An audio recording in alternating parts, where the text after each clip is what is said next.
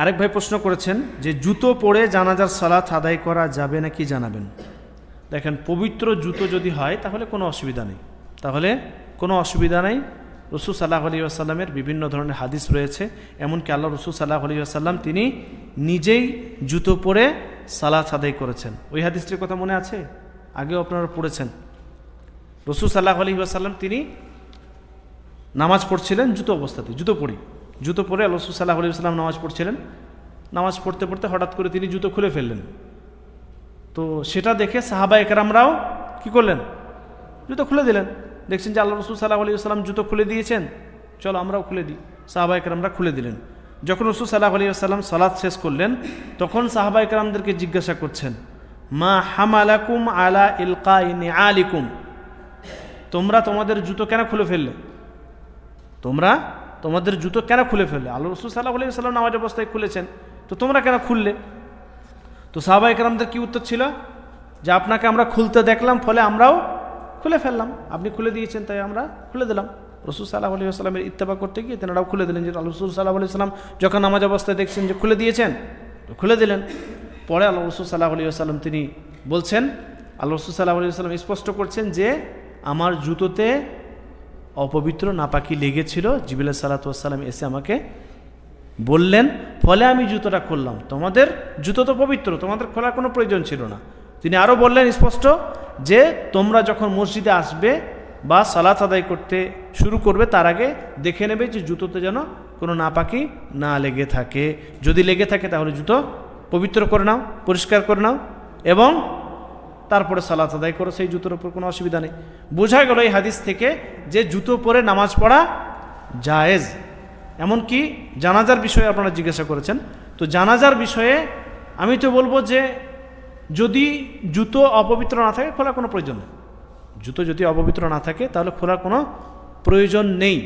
কারণ হচ্ছে যে আমাদের দেশের অধিকাংশ জায়গায় আমরা যেখানে জানাজার সালাত পড়তে যাই, এখানে ধরুন মসজিদে হয়, সৌদি আরবে জানাজার সালাত মসজিদে, তারপরে কবরস্থ করতে যাই কবরস্থানে। কিন্তু আমাদের দেশে মসজিদে হয়, অধিকাংশ জায়গায় এমনি মাঠে, এমনি খোলা জায়গায় হয়। তো প্রয়োজন না থাকলে বা জুতোতে অপবিত্র না লেগে থাকলে জুতো খোলার প্রয়োজন নেই। এখন আমাদের সমাজে হয়তো এরকম প্রচলন হয়ে গেছে বা আমাদের ধারণা হয়ে গেছে যে আমরা জুতো খুলে যদি নামাজ না পড়ি তাহলে অসম্মান হবে, আরও ইত্যাদি। রাসূল সাল্লাল্লাহু আলাইহি ওয়াসাল্লামের স্পষ্ট হাদিস রয়েছে। তো যদি পবিত্র থাকে কোনো অসুবিধা নেই। বরং আমাদের দেশে যে সমস্ত জানাজার জায়গা বা যেগুলো কবরস্থান, সেখানে মাঠগুলোতে বিভিন্ন ধরনের কাঁটা, পেরেক, তারপরে আপনার ধরেন কাঁচ ইত্যাদি পড়ে থাকে, ফলে জুতো পড়ে যাওয়াই বেশি ভালো।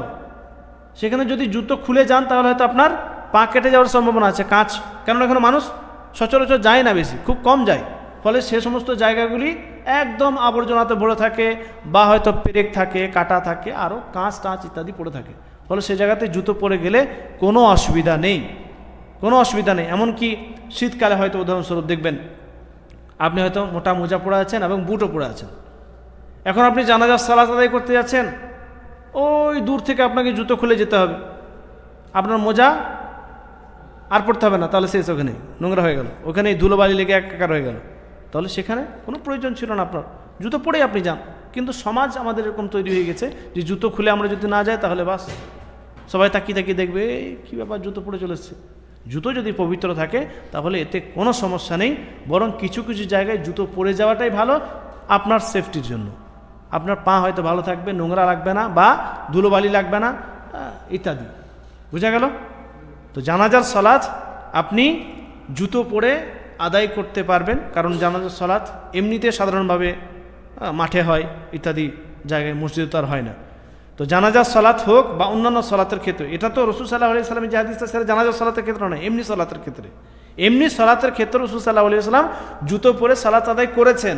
এই হাদিস থেকে আরও স্পষ্ট যে জুতো পরে সালাত আদায় করা যাবে। কিন্তু ওলামায়ে কেরামগণ বলেন যে আগেকার যুগের যে মসজিদগুলো ছিল সেগুলো সাধারণ যেরকম রাস্তা সেরকমই কাছাকাছি ছিল, মানে মাটির রাস্তা যেরকম সেরকমই মসজিদ ছিল।